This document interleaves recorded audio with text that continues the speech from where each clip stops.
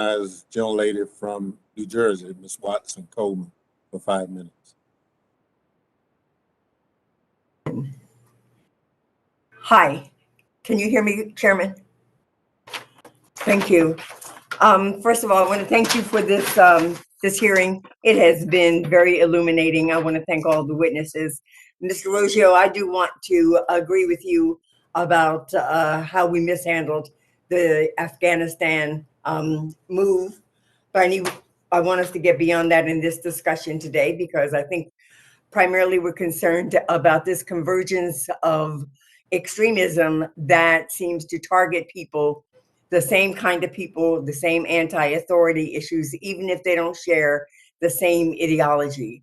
And it's very concerning to someone like me, a Black woman in America. I see it from the school boards now. Whoever thought you'd see that kind of just abuse and potential violence at school boards all the way up to the Capitol and beyond. I'm very concerned that since January the 5th to today, which is the second day of celebrating Black History Month, that there have been bomb threats at 15 HBCUs, that I have no HBCU in my district or in the state of New Jersey, but I have a lot of students that go there, because the majority of our Black students that get educated, from doctors, lawyers to undergrad, go to HBCUs. Clearly, I'm disappointed that I'm not seeing enough coverage of it, that it doesn't seem to take on the kind of media interest that other situations have, and that's very disappointing. But Dr. Miller, I'm certain that you all find this very alarming, and Mr. Rasmussen, I'm sure that you all find this very alarming, and that you are paying attention to what's happening on the various platforms of sharing information.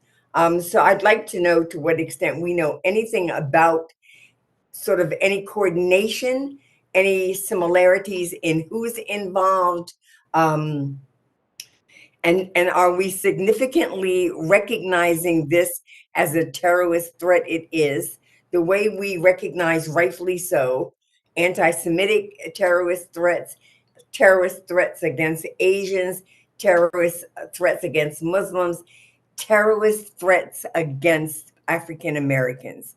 And it is particularly disturbing and disgusting that it's happening at the same month that we stand apart and take note of all of the contributions of African Americans in making this country the great country it is. So I'd love for you to respond, Dr. Miller, and you, Mr. Rasmussen. Thank you for the question, Congresswoman.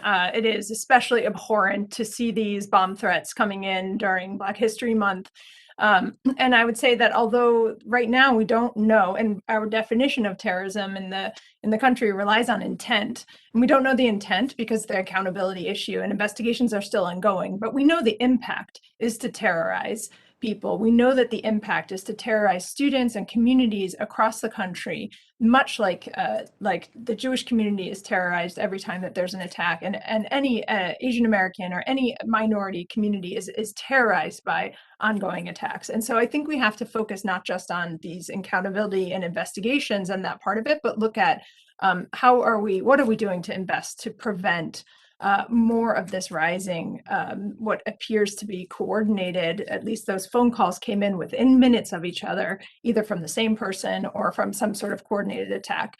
As we find out more about the investigations, we'll know more about the motive, but I think it's really important to understand the impact and how horrifying that is and how disruptive that is to the equitable learning experiences of any young person at a Black college or university. Thank you. Mr. Rasmussen, I know that you all monitor sort of internet platforms and internet companies and what's happening there. What are you seeing as it relates to these threats against the HBCUs and the threats against just sort of the Black communities wherever you find them in general? Are you all tracking anything as it relates to them? So I'll speak both generally and specifically, ma'am, because I think broadly speaking, this unfortunate set of threats this week to the HBCUs fits a pattern we've long seen, and that's just a steady expansion of the amount of racially and ethnically motivated violent extremist language and engagement in the online world. And that's why we're here in many ways today. With respect to this specific case, Dr. Miller-Idris pointed out exactly what I would have, which is we're early days in the investigation. I will be very curious to see what law enforcement turns up by way of connections between the individuals making these calls. Was there prior online engagement? Were they gathering in communities of fellow travelers, sharing these ideological leanings on the internet? We'll learn more in the weeks ahead, but unfortunately, I think it fits a pattern we've seen for quite a while now, growing in both size and scale. So thank you. Mr. Greenblatt, I know you. Young lady's time has expired. Oh, thank you, Mr. Chairman. I yield back. Thank you. For those on the call, in a briefing with the FBI yesterday, they indicated that these threats that are being made to historically Black colleges has risen to the top of their list in terms of priority.